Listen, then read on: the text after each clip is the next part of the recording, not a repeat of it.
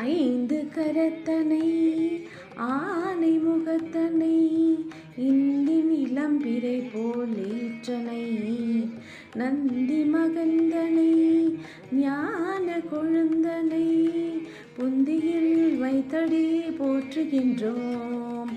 ஆமாங்க, விநாயகர் பற்றி தான் சொல்ல போகிறேன். விநாயகர் சதுர்த்தி எப்போ வருதுன்னா செப்டம்பர் மாதம் 7ஆம் தேதி வருது. நமக்கு அதுக்கெல்லாம் ரெடி ஆக வேண்டாமா?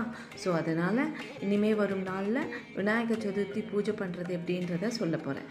பிடிச்சி வச்சா பிள்ளையாருன்னு சொல்லுவாங்க. ஸோ அந்த பிள்ளையாரை நம்ம மஞ்சளால் பிடிச்சி வைக்கலாம், சந்தனத்தால் பிடிச்சி வைக்கலாம், விபூதியால் பிடிச்சி வைக்கலாம். அது மட்டும் இல்லாமல் பசுஞ்சாணத்தால் பிடிச்சி வச்சாலும் ஒரு பிள்ளையார் தான்.